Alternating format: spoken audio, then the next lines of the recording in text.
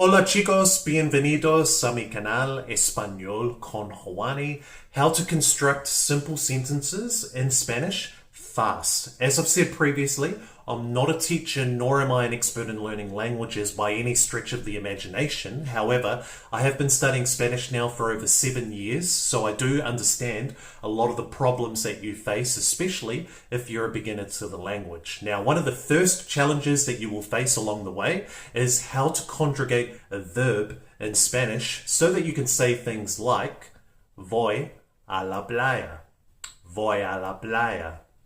Tengo tres hermanos. Tengo tres hermanos. No hablo español muy bien.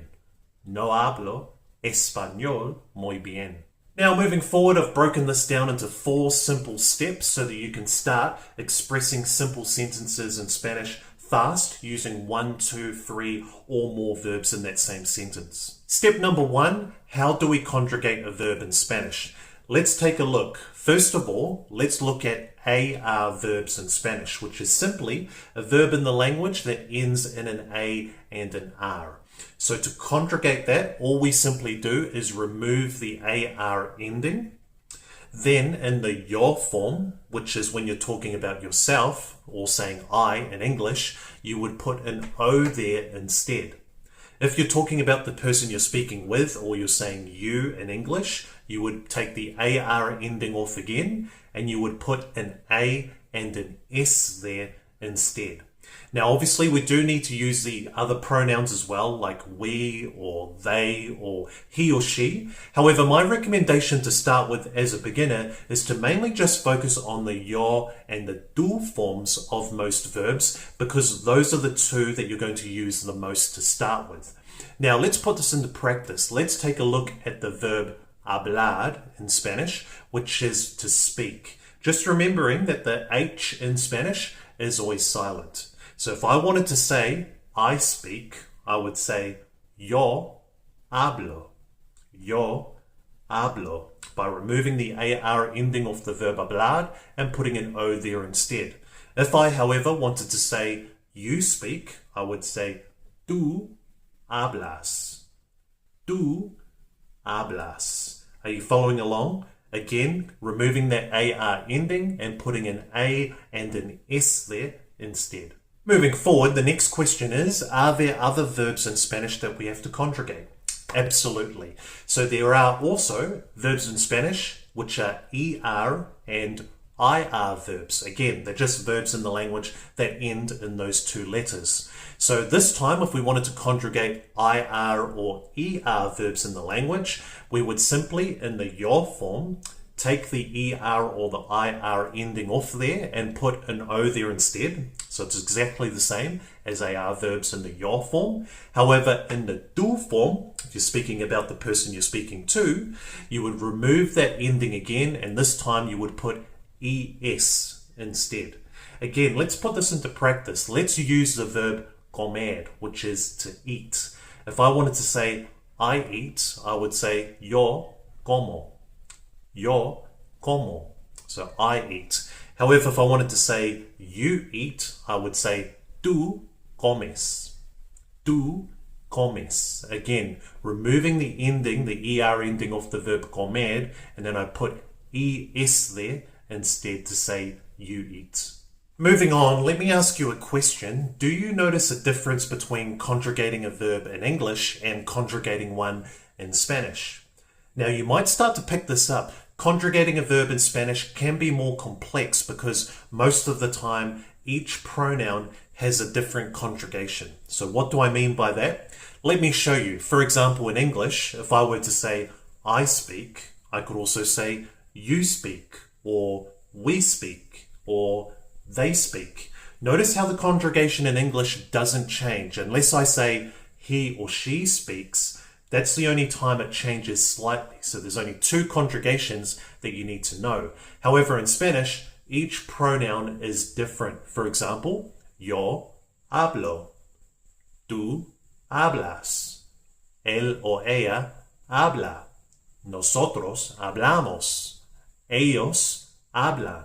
Now, taking that into consideration, one advantage that this does present is that in Spanish, a lot of the times you don't need to use the pronouns because the conjugations are all different, meaning you don't need to use it because everyone already knows who you're talking about. For example, I could just simply say, hablo español. I don't need to say, yo hablo español, because everyone already knows who I'm talking about because I've used the yo conjugation of the verb. In English, you can't do that. In English, you have to say, I speak, or they speak, or we speak, so that the other person actually knows who it is that you're talking about specifically. Moving forward on to step number 2, the next thing to be aware of is that not all verbs in Spanish are regular. So there are irregular verbs that don't follow those conjugation patterns that we just went through. The best example I can give you is a very useful verb, which is the verb tener, which is to have. If I were to say I have, I would say yo tengo. Yo tengo. If I were to say you have, I would say tú tienes. Tú tienes. So notice how those endings there are completely different. They're completely unique to the verb tener. Moving on to step number 3. Now that we have a fair idea on how to conjugate a verb in Spanish in the present tense, the next step is to start putting together some basic phrases or sentences. For example, if I were to say, using the verb tener again, if I were to say, I have 2 brothers, I would simply say, tengo dos hermanos.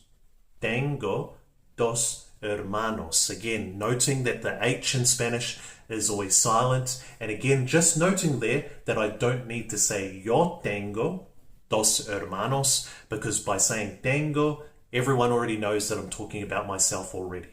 Let's try another example. I have a cat. Tengo un gato. Tengo un gato. Let's complicate things a little though. Let me throw another one at you. I have a house. Tengo una casa. Tengo una casa. You'll notice a difference there. Why have I said una instead of un in the previous example? Yep, you guessed it. The subject we're talking about in this sentence, casa, is feminine, whereas before, gato, a cat in Spanish, is masculine.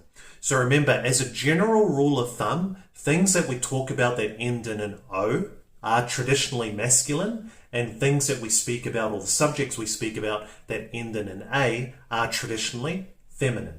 Let's change things up again. If we were to negate the verb, all we would simply do is put no in front of the verb. For example, I don't have kids. No tengo hijos. No tengo hijos. I don't have kids. Or that example we used before, no hablo español muy bien. No hablo español muy bien. I don't speak Spanish very well. Moving on to step number 4. What if we want to use 2, 3, or more verbs in the same sentence? The good news is, in Spanish, it's very easy to do because we don't need to conjugate the second, third, or fourth verbs in the sentence, as long as the subject is still the same, of course. So to give you an example, if I were to use the verb querer, which is to want, if I were to say, I want to learn Spanish, I would simply say, quiero aprender español. Quiero aprender español. Notice how the verb aprender, to learn, is unchanged. We don't need to conjugate it because we've already conjugated the first verb. It's clear to everyone that we're talking about ourselves. So we can just leave that in its unchanged infinitive form. Let's try another example. I want to buy something. Quiero comprar algo. Quiero comprar algo. I want to buy something. Again, noting that the verb comprar, to buy, is in its unchanged form. Now, before we move on to some exercises, there's one thing I want you to be aware of, and that is that specific verbs in Spanish also have their own specific grammar rules. So to explain this clearly, if I were to say, I have to learn Spanish, I would say, tengo que aprender español. Tengo que aprender español. I have to learn Spanish using the verb tener, or I have to study tomorrow. Tengo que estudiar mañana. Tengo que estudiar mañana. Do you notice something here? Yep, you'll probably notice with the verb tener, when you're expressing obligations that you have to do, you always have to put que after the verb tener. So que always follows the verb tener in this situation. Now, I know this might be a little bit confusing. However, it's pretty much the same in English. In English, when we use, for example, the verb to want, if I were to say, I want to do something, or I want to go somewhere, or I want to study, notice how in English we always have to put to after the verb want whenever we're combining it with another verb. However, if I were to say, I can do something, or I can study tonight, notice how in this sense with the verb can, I don't have to put to afterwards. Great work so far, everyone. I know I've thrown a lot of information at you, but if you're still with me, let's finish it off. Let's try a few exercises. I will give you a sentence in English, and I'll give you 10 seconds, and I want you to try and translate it for me into Spanish, and also say it out loud as well if you can. Of course, if you do need more time, feel free to hit pause on the video. First up, first question out of 2, how would you say in Spanish, I want to study tomorrow? So, I want to study tomorrow.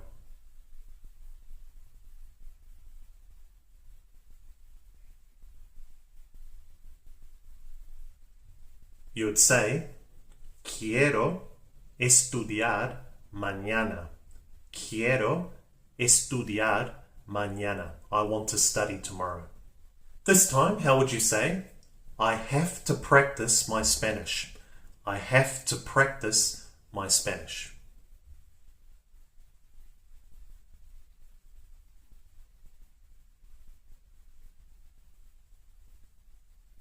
This time you'd say, tengo que practicar mi español.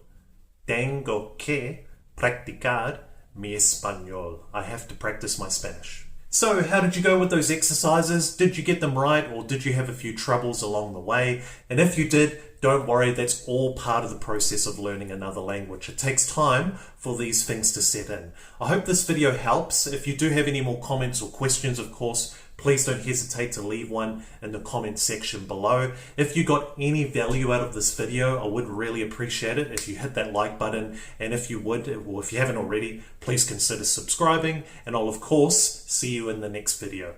Hasta pronto.